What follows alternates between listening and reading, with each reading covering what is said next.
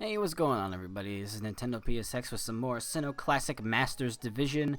This time against Cowchew with Cresselia, Gengar, Zapdos, and Suicune.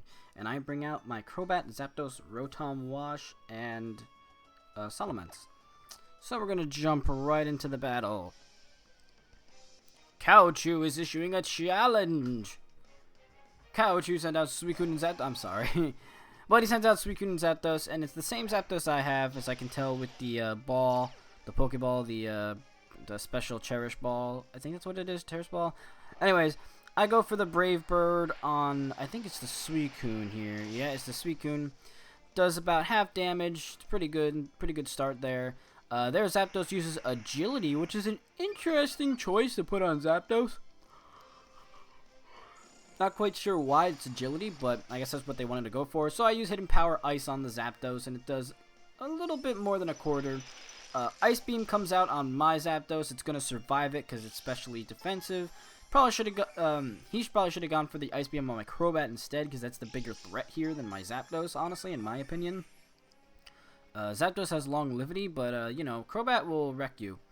So they go for the Heat Wave. Crobat avoids it, and Zapdos is pretty much going to tank it. Does a little bit more than I expected, but it's still a manageable amount. So I go for the Brave Bird this time on the Zapdos, because I said, let me see how much this does, and it's enough to take it out. So, yippee, Crobat, still doing work with that Brave Bird Choice Band combo. I'm telling you guys, Crobat's the new meta. No, I'm kidding. Anyways, go for the Hidden Power. I was originally aiming for Zapdos, but this time it goes to Suicune. But it was a critical hit. So he goes for the Ice Beam. He's going to aim at Zapdos once again. I continue my trend of saying, why using the Ice Beam on the Zapdos? You should be using it on the Crobat. The Zapdos is less of a threat than the Crobat. But anyways, Leftovers heals up both Zapdos and Suicune. And out comes Gengar. Now, Gengar is going to get at least one shot by this Crobat. I don't remember if it had a Focus Sash or not, though. So we're going to see in just a second here. And it did. It did indeed have a Focus Sash. And I did take that damage from Recoil, unfortunately. So they're going to go for Thunderbolt on Crobat. And Crobat is going to hit the kicker. Crobat still did massive work. So, you know, hats off to you. So here I'm going to be using Roost on Zapdos, just to heal it up a bit. Get rid of the electric typing as they continue to use Ice Beam on me. Or not the electric typing, the flying typing, so it does less damage than it would have. It was super effective. And I heal up most of the damage that was done with Leftovers. So now Gengar is sitting there with a measly 1 HP, and Suicune is still hanging with that quarter damage that was done earlier. So out comes Rotom Wash, and Gengar gets returned. And in return comes out Cresselia. I almost said Cresselia. Cresselia wouldn't be that bad of a nickname for a Cresselia, actually. But anyways, I go for the Heat Wave. It's not very effective on either one, but it gets the burn on Suicune. And so, with Rotom coming out, I go for the Volt Switch on the Suicune, and I'm going to switch out to my Salamence. So I'm going to let the burn, you know, ease away at the Suicune as I can focus on the Cresselia. Intimidate comes off. Not really useful here. Everyone else is special attacking. But Suicune goes for the Calm Mind, going to increase its stats, its special attack and special defense. But it's kind of a little bit too late for that. Probably should have done that way earlier, because I was ignoring the Suicune for a while actually. So if he had gone for that Calm Mind a bit earlier, there would have been more chances for it to survive and for it to, you know, actually do a decent damage in return. So I go for the D-Dance. I'm going to see if I can get one off, and then it hopefully don't die in one shot by a move. So Zapdos goes out with a Heat Wave. That's going to not clinch out Suicune, unfortunately, because of the Calm Mind. And it's going to rest, heal up that burn, heal up all that damage. Even though it was so close to death, the one Calm Mind saved it, and it was able to use the rest to heal itself. So Cresselia goes for the Reflect. That's going to mitigate a lot of the damage from Salamence here that could have been used more fruitfully.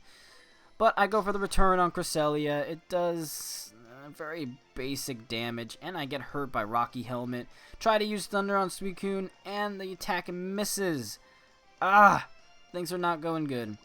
So out comes Toxic on Salamence. I was just happy it wasn't Toxic on Zapdos, because it's always Toxic on Zapdos. I swear. So Suicune is still sleeping peacefully. Salamence is currently taking damage every turn. But I decided to go for another D-Dance. Now that Suicune is sleeping, it shouldn't be able to use Ice Beam on me, and Cresselia doesn't have anything that would be able to kill Salamence in one shot.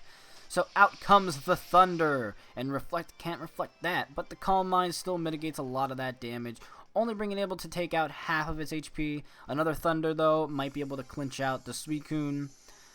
Here comes Moonlight, healing up Cresselia, and at this point, I've had it with Cresselia. You know, I'm just kind of saying, well, you know what, I'll just wait for the Reflect to go down, and then maybe I'll do more damage. But currently, I wanted to get rid of the Suicune because it had the Ice Beam that would take out Salamence in one hit, and that's not something that I wanted to happen. So Suicune is still sleeping for one turn. I go for the return on Suicune, get a crit, and it's able to be knocked out immediately. So I go for the Thunder that was aimed at Suicune, but either way, went to Cresselia and missed.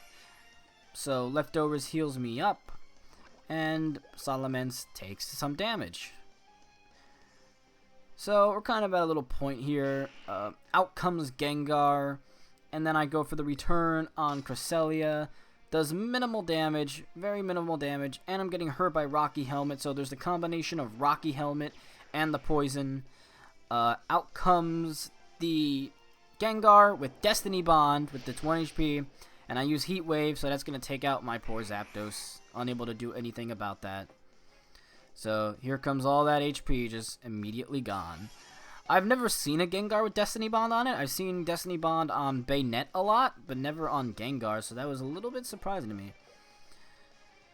So Cresselia is doing some lunar dances, but it did get burned because of the Heat Wave from Zapdos's Zapdos's final Gambit.